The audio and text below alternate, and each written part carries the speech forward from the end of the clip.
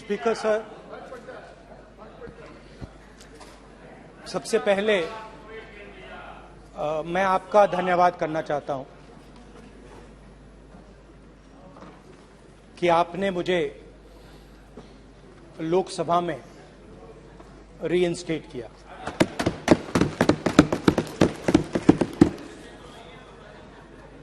और पिछली बार जब मैं बोला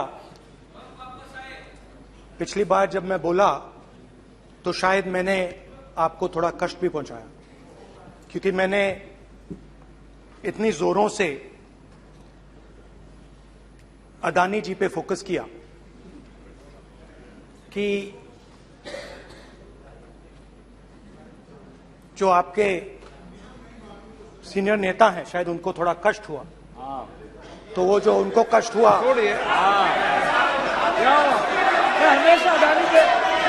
हमेशा अडानी पे अभी भी कष्ट हो रहा है। वो जो कष्ट हुआ, अभी भी कष्ट हो रहा है। विषय पे आइए, विषय पे। अभी भी कष्ट हो रहा है। ये देखिए, ये सारे ये मगर सुनिए ये है। तो वो जो कष्ट हुआ 1 2 3 4 5 उसका असर शायद आप पे भी थोड़ा हुआ। तो इसके लिए मैं आपसे माफी मांगता हूं,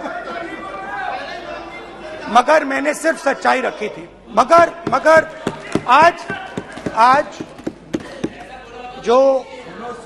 जो मेरे बीजेपी के मित्र हैं, आज आपको डरने की जरूरत नहीं है, डरो मत, क्योंकि आज जो मेरा भाषण है, डरो मत, और आप डरो मत।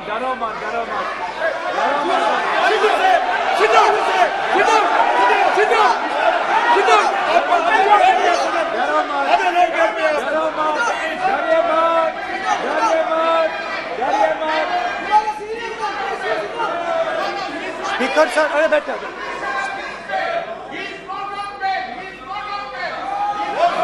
ब्रदर। तो आज कोई घबराने की जरूरत नहीं है। आज मैं अपना भाषण, मेन जो भाषण है वो अदानी जी पे नहीं बोलने जा रहा हूं। आप छोड़िए, तो आप रिलैक्स कर सकते हैं, आप शांत रह सकते हैं, क्योंकि मेरा भाषण आज दूसरी डायरेक्शन में जा रहा है।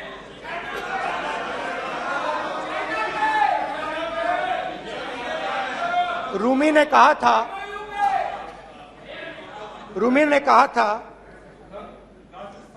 जो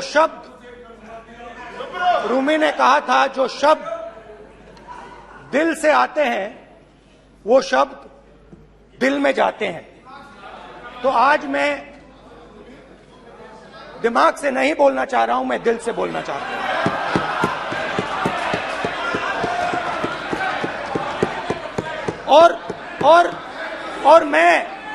और मैं आज आप लोगों पर इतना आक्रमण नहीं करूंगा। मतलब एक दो गोले जरूर मारूंगा, मगर इतना नहीं मारूंगा। तो आप रिलैक्स कर सकते हैं। डरिए मत।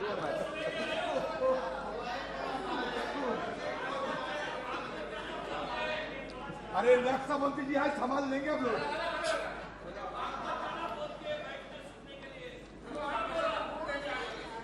पिछले साल 130 दिन के लिए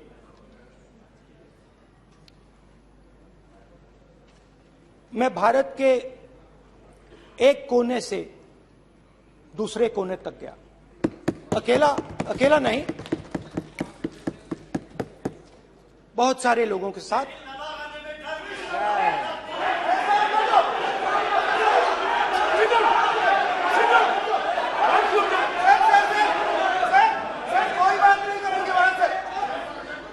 सर, ये हमारा टाइम खत्म करने का साजिश है। प्रधानमंत्री बोलेंगे ऐसे ही हो गया सर। सारे समाज निकल रहे जबरदस्ती समुद्र अधीर अधीर अधीर समुद्र के तट से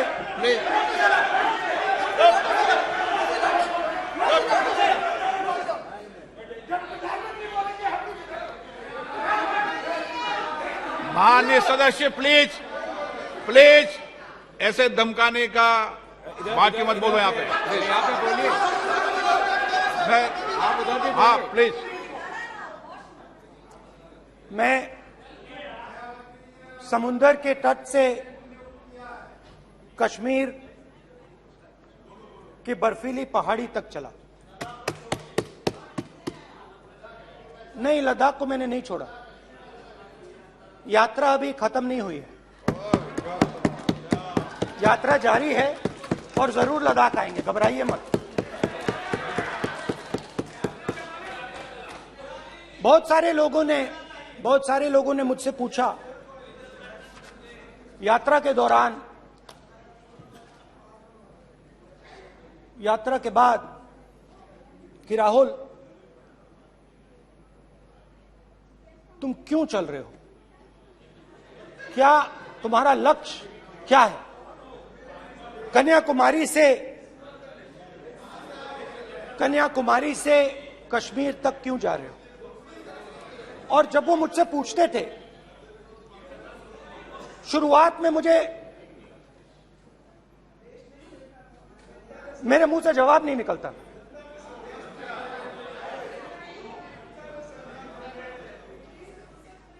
शायद मुझे ही नहीं मालूम था कि मैंने ये यात्रा क्यों शुरू की। जब मैं कन्याकुमारी से शुरू हुआ, मैं सोच रहा था मैं हिंदुस्तान को देखना चाहता हूं, समझना चाहता हूं, लोगों के बीच में जाना चाहता हूं, मगर गहराई से मुझे मालूम नहीं था।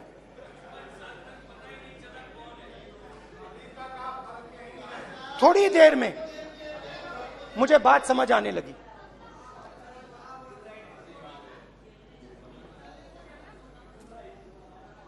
जिस चीज से मुझे प्यार था, जिस चीज के लिए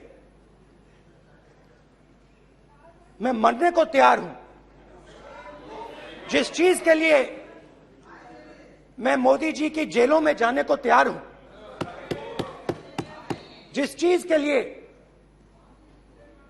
मैंने 10 साल हर रोज गाली खाई, उस चीज को मैं समझना चाहता था। ये है क्या जिसने मेरे दिल को इतनी। भाई आप रनिंग कमेंट्री बंद करो, नहीं तो हम भी चालू करेंगे। सुनने का आप धैर्य रखो। जिस चीज ने मेरे दिल को इतनी मजबूती से पकड़ रखा था, उसको मैं समझना चाहता। शुरुआत में जैसे मैंने शुरू किया,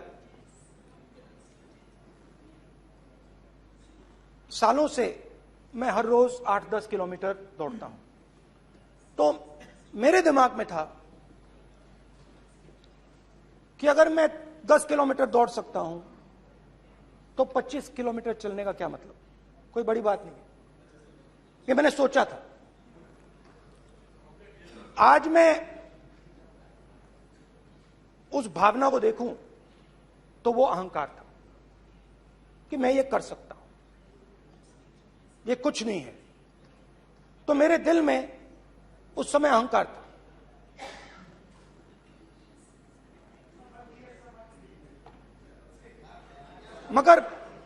मगर भारत अहंकार को एकदम मिटा देता है, 1 सेकंड में मिटा देता है। तो हुआ क्या,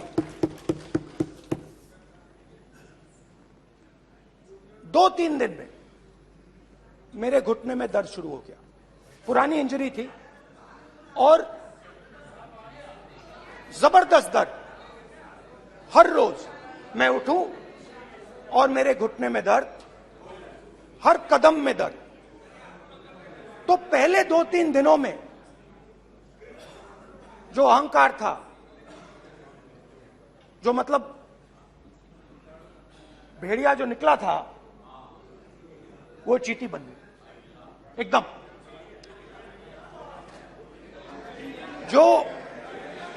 जो हिंदुस्तान को अहंकार से देखने निकला था, वो पूरा का पूरा अहंकार गायब हो गया। और रोज मैं डर डर के चलूं कि क्या मैं कल चल पाऊंगा। ये मेरे दिल में डर था। और जब भी ये डर बढ़ता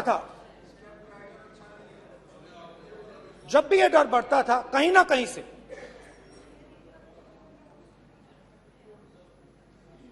कोई ना कोई शक्ति मेरी मदद कर देती थी। एक दिन मैं सह नहीं पा रहा था, एक छोटी सी लड़की आती है, मुझे चिट्ठी दे देती। मैंने चिट्ठी खोली, 8 साल की थी, उसमें लिखा था, Rahul, I am walking with you, don't worry. उसने मेरे पैर में चोट देखी और उसने अपनी शक्ति मुझे दे दी। सिर्फ उसने नहीं, लाखों लोग ने। और शुरुआत में जब मैं चल रहा था, कोई किसान आता था, मैं एकदम पहले उसको अपनी बात बताता था कि आपको ये करना चाहिए, आपको इस प्रकार से काम करना चाहिए। मगर इतने लोग आए, हजारों लोग आए, कि थोड़ी देर में मैं बोल नहीं पाया। जो मेरे दिल में बोलने का डिजायर था, वो बंद हो गया। बोल ही नहीं पाया, क्योंकि इतने लोगों से बोलना था। और एक सन्नाटा सा छा गया, भीड़ की आवाज थी, भारत जोड़ो, भारत जोड़ो, भारत जोड़ो। और जो मेरे से बात करता था, उसकी आवाज में सुनता गया।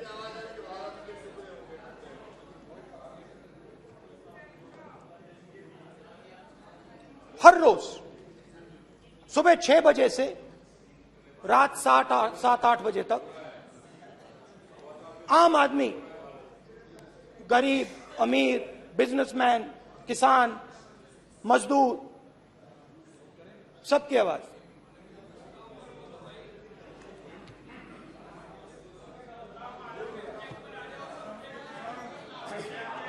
आ रहा हूं। आप कल से रुके, अब थोड़ा और रुक लो, 5-10 मिनट रुक जाओ। तो ये चलता गया, मैं बात सुनता गया। और फिर मेरे पास एक किसान आया, और किसान ने हाथ में रुई पकड़ी हुई थी, और उसने मुझे कहा, अध्यक्ष महोदय, उसने मुझे कहा, मेरी आंख में देखकर उसने मुझे अपना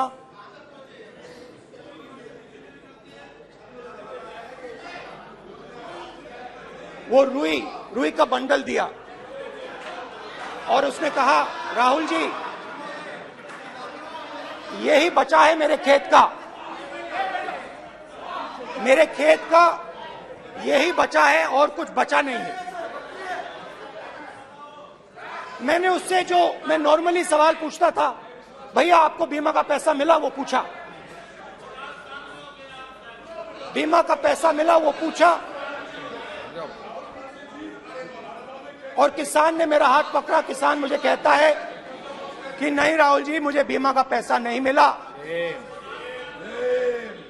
हिंदुस्तान के बड़े उद्योगपतियों ने वो मुझसे छीन लिया। मगर इस बार बड़ी अजीब सी चीज हुई। जब मैंने किसान को देखा और वो मुझसे बोल रहा था, तो जो उसके दिल में दर्द था वो मेरे दिल में आया। जो उसके आंखों में शर्म थी जब वो अपनी बीवी से बात करता था, वो शर्म मेरी आंखों में आई। जब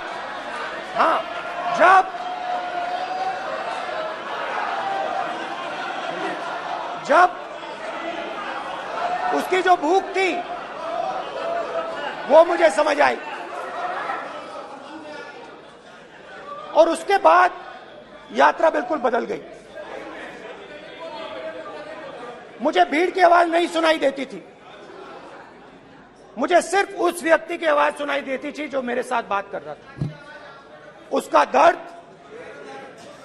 उसकी चोट,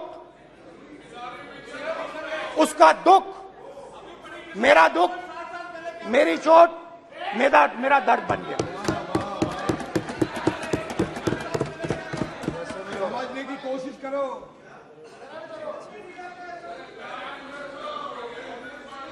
भाइयों और बहनों, लोग कहते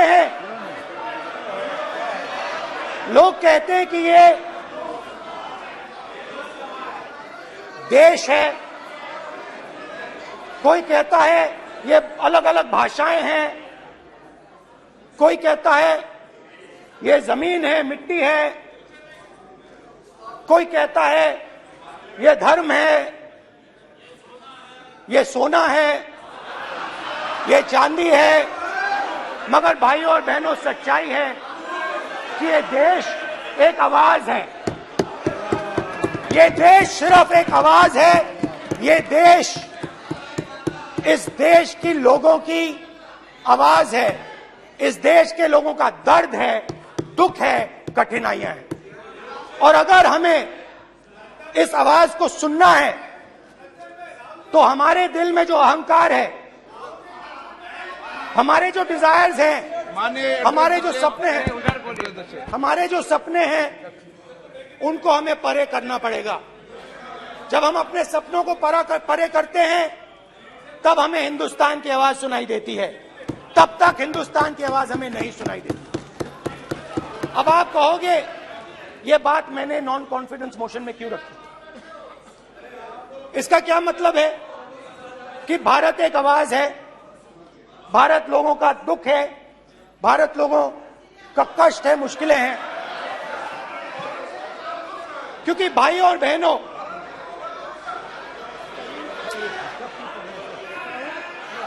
अध्यक्ष महोदय, अब पूरा सूद समेत जवाब तुमको मिलेगा। फिर पूरा सूद समेत जवाब देंगे सर। फिर आप हमें मत रोकेगा सर। अध्यक्ष महोदय, फिर आप हमें मत रोकेगा सर। आप हमें मत रोकेगा। फिर आप हमें मत रोकेगा। आप हमें मत रोकेगा। फिर आप हमको मत रोकेगा। फिर हम सब देख रहे हैं, सब सुन रहे हैं, आप हमको फिर मत रोकेगा। तो स्पीकर सर, भारत एक आवाज है। भारत इस देश के सब लोगों की आवाज है।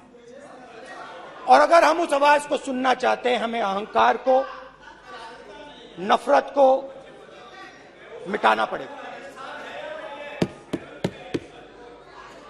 स्पीकर सर,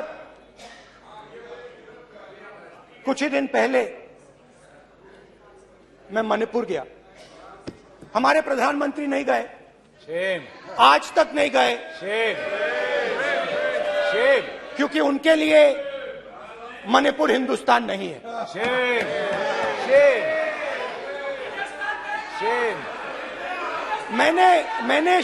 मैंने मणिपुर शब्द प्रयोग किया,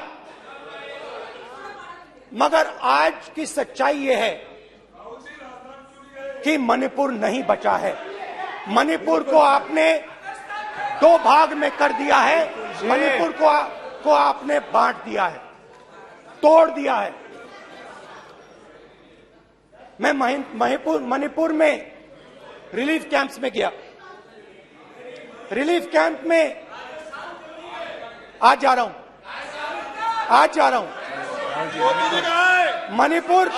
मणिपुर में रिलीफ कैंप में मैंने महिलाओं से बात की। ठीक है सर, अब आप हमको मत रोकिएगा। It's not fair. आप हमको मत रोकिएगा। You tolerate insults. Sir, don't allow this. Sit down. पूरा टाइम देखें। Why you are this hooligan? कल देखेंगे, कल देखेंगे, कल देखेंगे। बात नहीं करेंगे सर, प्रधानमंत्री की बात नहीं करेंगे सर ऐसे।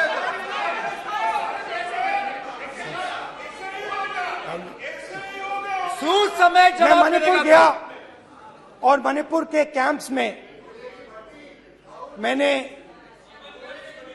महिलाओं से बात की, बच्चों से बात की,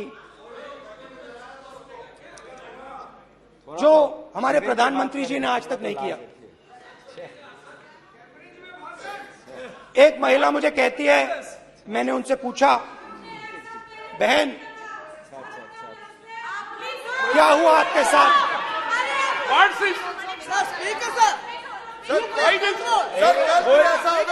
एक एक मंत्री बोल रहे हैं, कल आप बोले एक एक मंत्री खड़े होके बोल रहे हैं, एक एक मंत्री खड़े होके ऐसे कर रहे हैं, एक एक मंत्री खड़े होंगे तो पूरे सांसद खड़े होंगे यहाँ पे, पूरे सांसद खड़े होंगे यहाँ पे। बैठे नहीं है, चुपचाप करिए। पूरे सब खड़े होंगे, पूरे सब खड़े होंगे।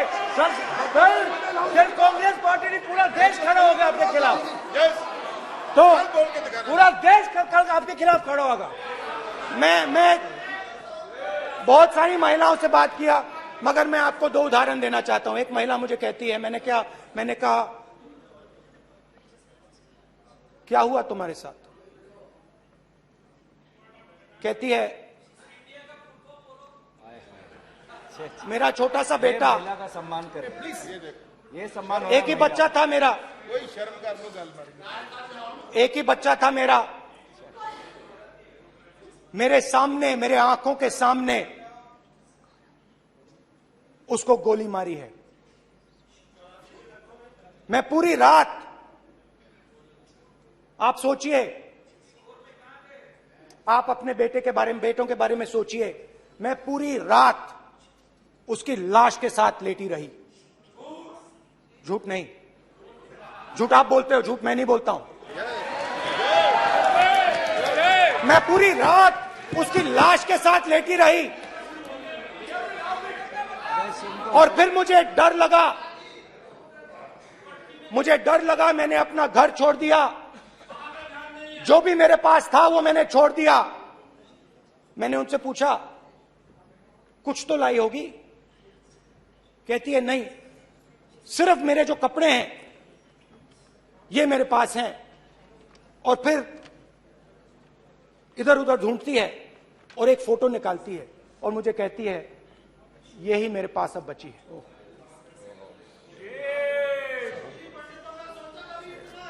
एक और उदाहरण, दूसरे कैंप में मैं, एक महिला मेरे सामने आती है, मैं उससे पूछता हूं, तुम्हारे साथ क्या हुआ? क्या हुआ तुम्हारे साथ? और जैसे ही मैंने ये सवाल पूछा,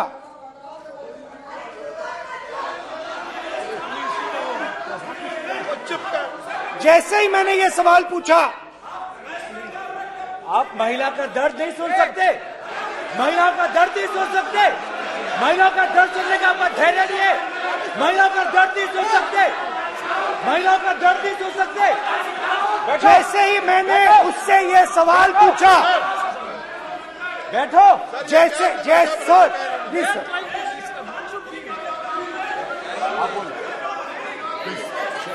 शर्म करिए। जैसे ही मैंने उससे सवाल पूछा, तुम्हारे साथ क्या हुआ, शर्म नहीं है तेरे को? वैसे ही 1 सेकंड में वो कांपने लगी। उसने अपने दिमाग में वो दृश्य देखा और वो बेहोश हो गई। मेरे सामने कांपती हुई बेहोश हो गई। तो ये मैंने आपको सिर्फ 2 उदाहरण दिए हैं।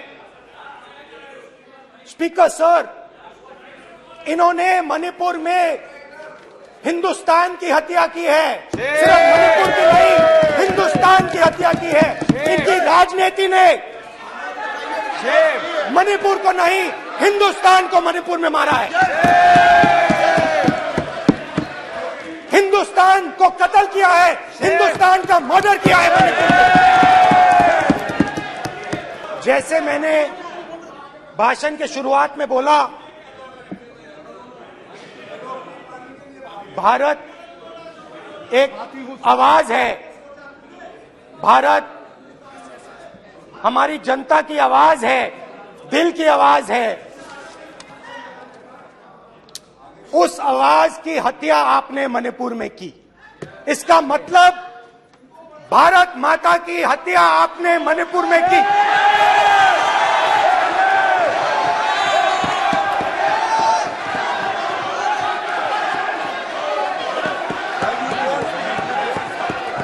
भारत माता को आपने मणिपुर के लोगों के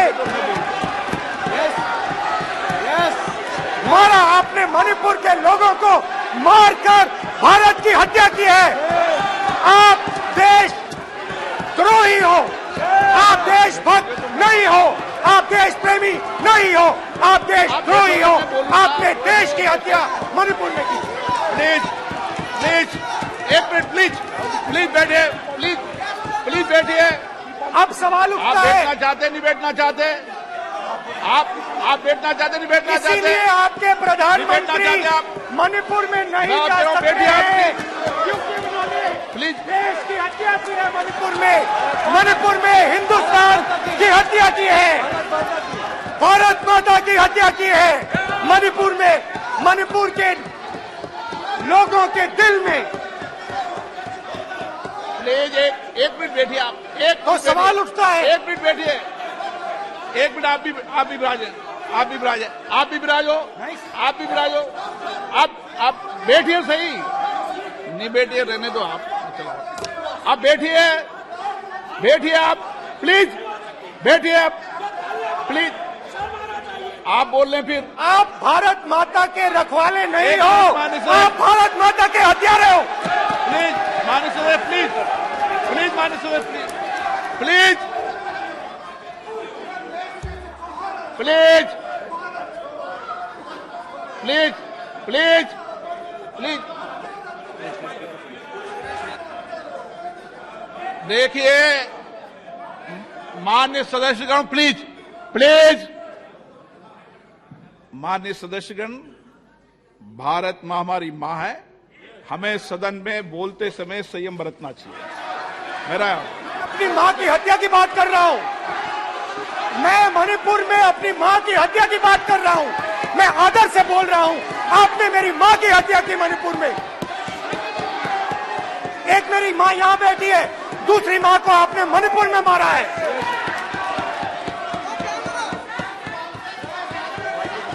और हर रोज जब तक आप हिंसा को बंद नहीं करोगे, तब तक आप मेरी मां की हत्या कर रहे हो। हिंदुस्तान की सेना मणिपुर में एक दिन में शांति ला सकती है। हिंदुस्तान की सेना का आप प्रयोग नहीं कर रहे हो, क्योंकि आप हिंदुस्तान को मणिपुर में मारना चाहते हो।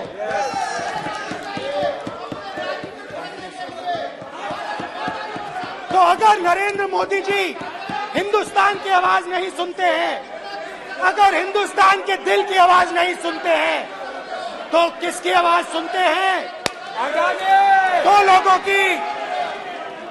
लोगों की आवाज सुनते हैं। प्लीज इसकी आवाज सुनते हैं, प्लीज माननीय सदस्य, इसकी आवाज सुनते हैं, माननीय सदस्य, और प्लीज। इसलिए सुनते हैं।